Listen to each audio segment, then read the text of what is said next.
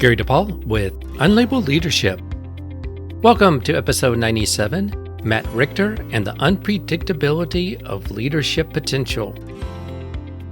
Here's a shout out to listeners in India, specifically in Andhra Pradesh, Chhattisgarh, Haryana, Punjab, Telangana, Tripura, and Tamil Nadu. With that, let's get started. If you're going to have a conversation with Matt about U.S. presidents, be prepared to learn. He knows his presidents, and you'll get a hint of that later in the show. Matt is the president of the Thiagi Group.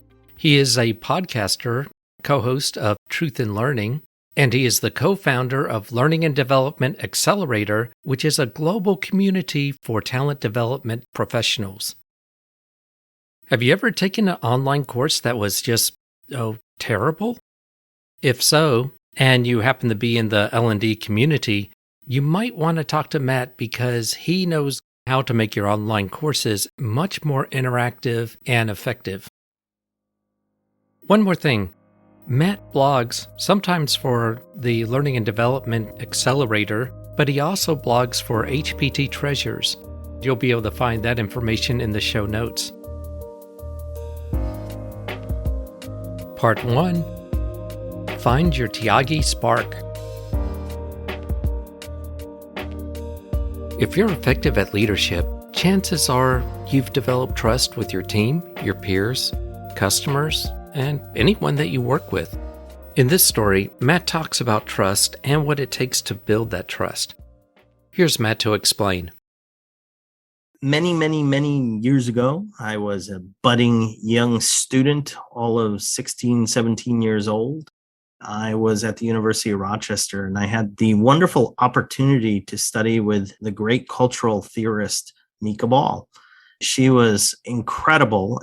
I was fortunate enough that she was teaching an entry-level French class. I happened to be in it, and I was in the class, and for some reason, I think because I was young and younger than anyone else in the class, and I was the only male in the class, she took an interest in educating me a bit more. I had come from Utica, New York, and I was fully immersed in the male machismo from Magnum PI and Spencer and all those things. And she pulled me aside one day and she said, the strongest of humans are those who express and show their vulnerabilities. And I had no clue what she was talking about. And I kind of dismissed it and stuff like that. And over the years that followed, I was with her literally every semester. And I was with her right through my master's program, also done at the University of Rochester. I finally understood what that meant after years and years of being with her, that opening up and sharing things that either hurt or sharing things that did not put you in the greatest light were also ways for you to demonstrate your own strength and security and confidence. And it enabled you to model how we can all grow and learn. She is one of those beacons that I always follow and have followed for the rest of my life.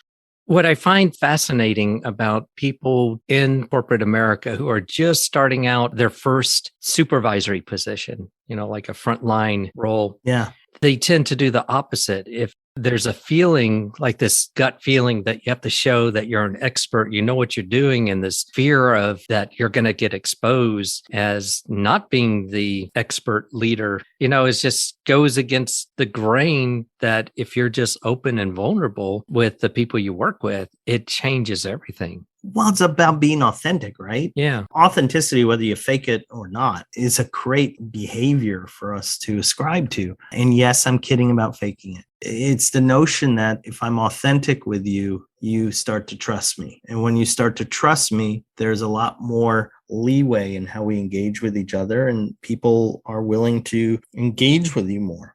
That's why it works. That's why that advice worked. It's really about cementing an intimacy that allows a trusting relationship to progress forward.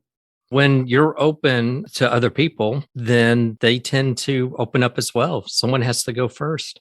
And you get hurt more, when you do that. Sometimes you open up and you're vulnerable and you get screwed. That doesn't mean you shouldn't keep trying. Exactly. And, there's a difference between predictive trust and vulnerability trust. Predictive trust, if you think about it, it's just predicting whether someone is going to follow through.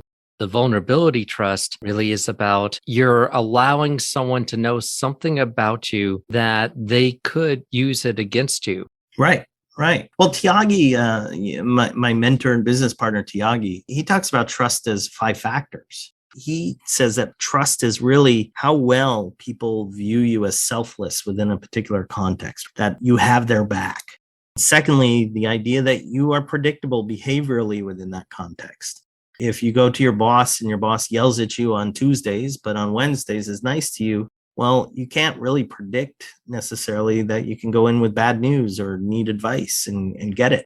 The third one is authenticity, that genuineness we were talking about, that credibility, that belief that what the person says is true in that context. The relatedness or intimacy that you have with that person. In other words, you don't trust someone you just met.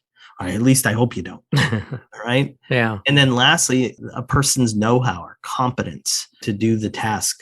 It's Thiagi's SPARK model. Selflessness, predictability, authenticity, relatedness, and know-how. So trust is contextual, but it requires all 5 of those things to exist. We think about our relationships and we think about leadership, and specifically, it's hard to just think about trust as anything beyond the nebulous. No, there's actually something concrete to it that we can look at. Part 2, John Tyler's Moment.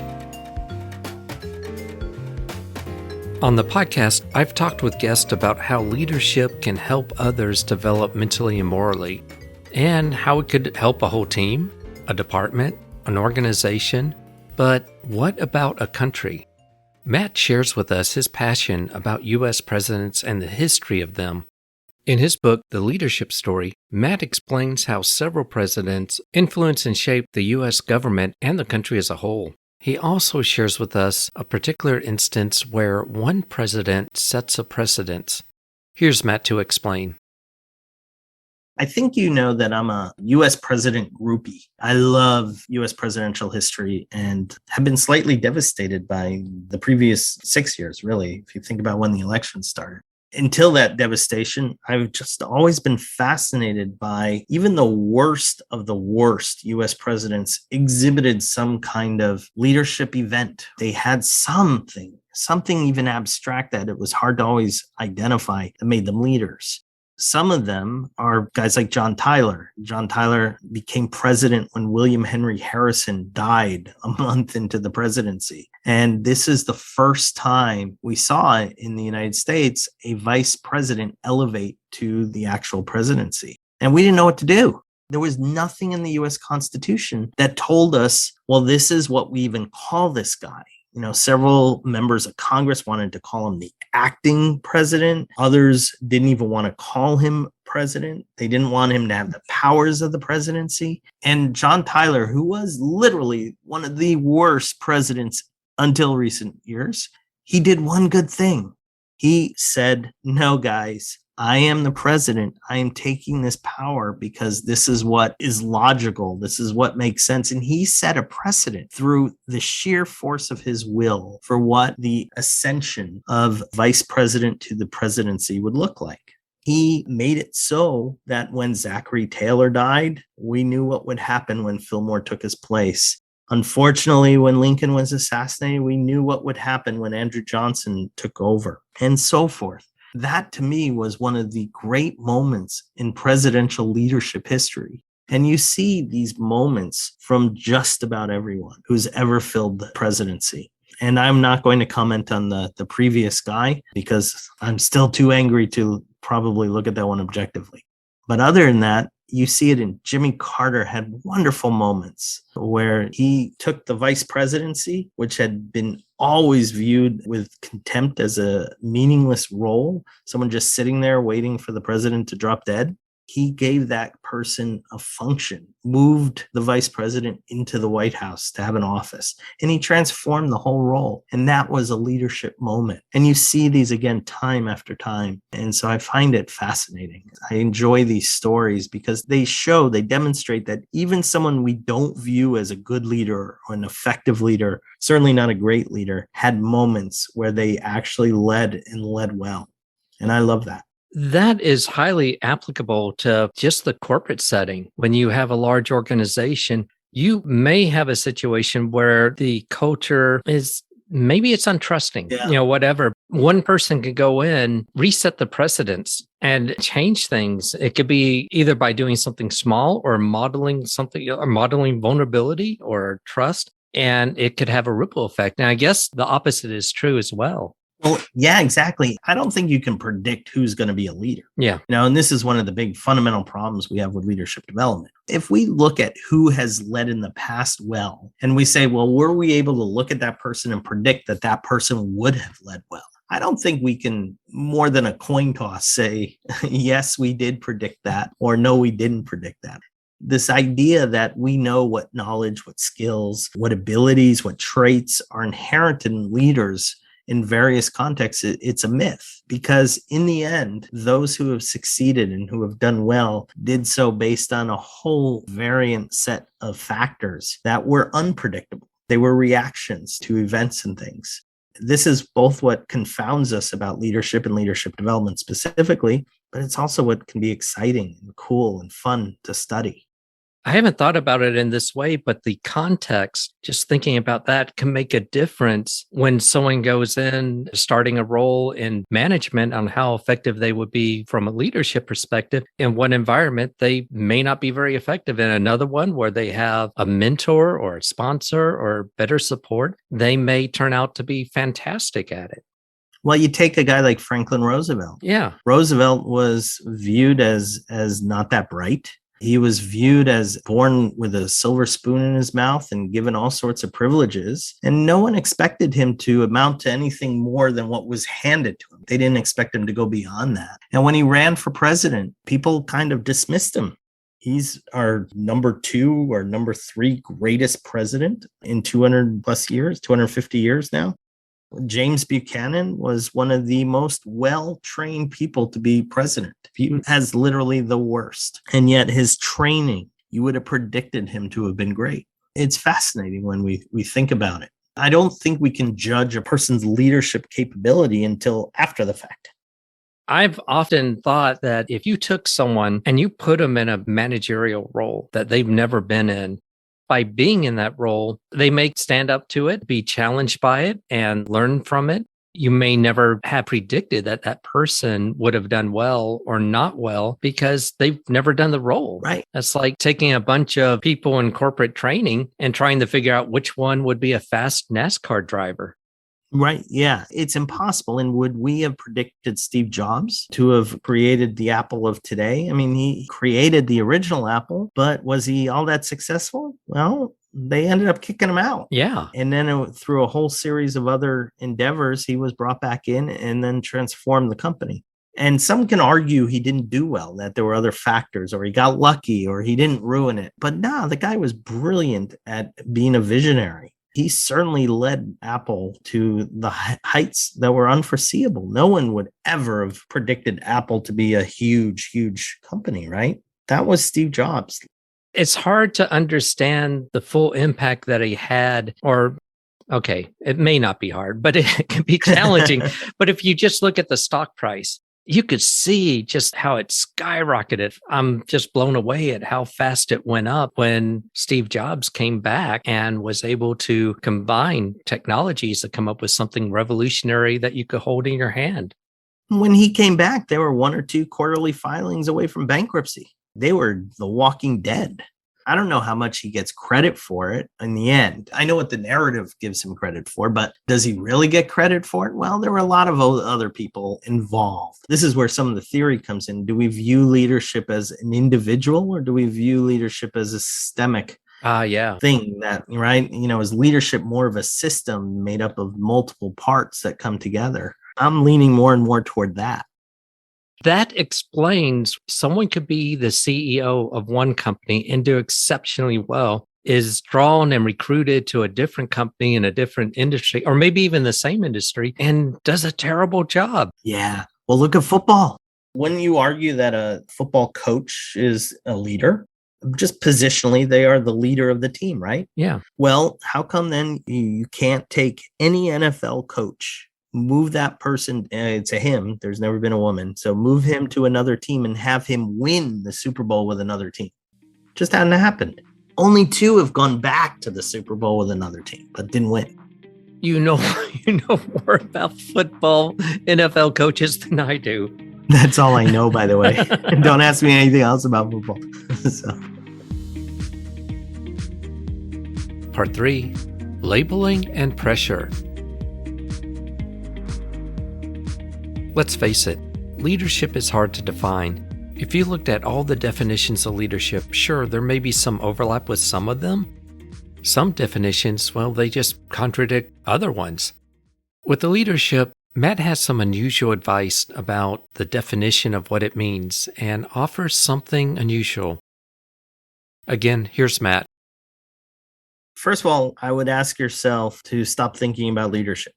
I really am a big believer that it's a waste of time. It's like thinking about thinking. If you think in terms of what is my goal, what is my objective? Well, my objective is to reach some strategic point down the line. Now I got to figure out how to mobilize a group of people and get them there. Fine. Think on that layer. But the minute you start thinking about how do I lead these people, it's a bit self-aggrandizing. It's, again, neglecting the idea that leadership is probably more of a system that has a lot of moving parts. And then finally, it's putting a lot of pressure on yourself to take on and be this individualistic hero figure in your own story. And I'm not sure it helps.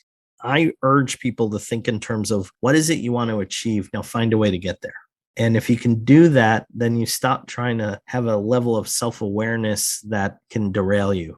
And I would rather all leadership development migrate to that way of thinking. If we took executives and we said, okay, what are the functional skills you need to run this company? Well, you're going to need to have better strategic decision-making skills. Yeah. You're going to need to know how to analyze and read your P&L and act on it. You're going to need to figure out how to hire executives properly. You're going to need to know how to present complex ideas simply, telling stories, and so forth. If we can focus on those skills, I think most people in an executive role are going to perform better. And they may not perform perfectly, but who is?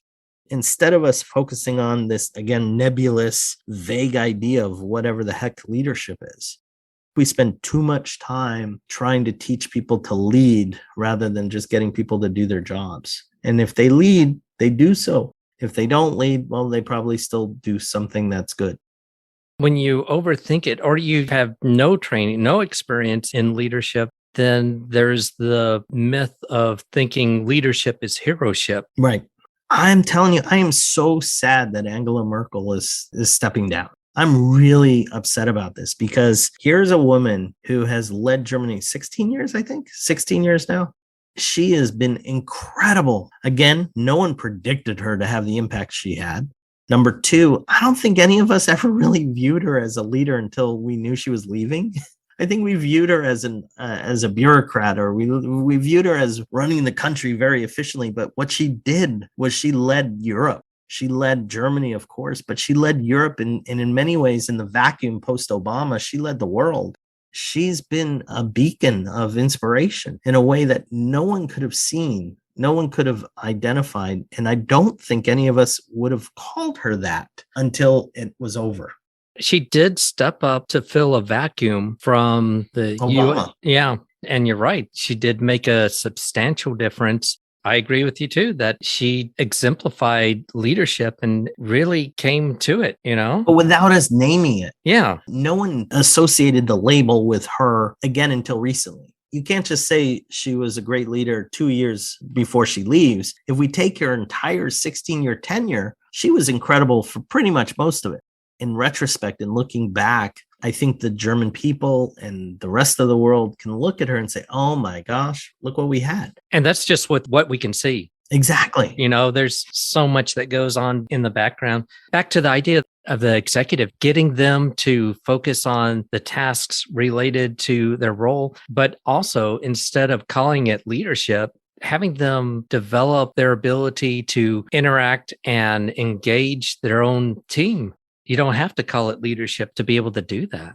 Right now, we politicize everything. The fact that we're politicizing vaccines is utterly stupid. And a health problem should never be a political piece of fodder, right? Yeah. We do the same thing when we label people leaders or non-leaders. We do the same thing when we say she could be a leader. And so we're going to put her into an executive leadership development program.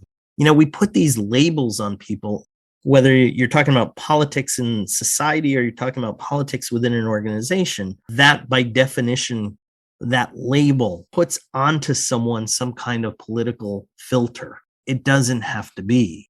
We have the capacity to look at a person and say, how can this person help us solve these problems? And that becomes apolitical and much more responsive for us as a community. The whole label idea is so critical, especially with someone new coming into a role. If you say you are now the leader, you're in charge, you're going to make things happen, that puts them on a pedestal. And if they don't F it up. Yeah, exactly. I can't mess this up. It gets into someone's head. It's when you take that label away and you focus on the behavior and the role, the tasks that need to be done, you can escape this pressure that you're describing. I love it used to be the McNeil-Lehrer show, right, on PBS. And they always had the Shields and Brooks, David Brooks and Mark Shields. Every week for about 15 minutes, they would talk. I remember one of them talking about how it's our job to be critical of our leaders. As much as I love them, I'm like, whoa, wait. Why is it our job to be critical?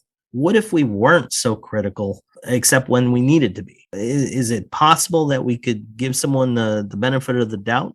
Is it possible for us who are sitting on the side to say, they tried, they did a good job to this point, and now what do we do moving forward? Is there a way for us to not always attack our leaders? And the answer is no way.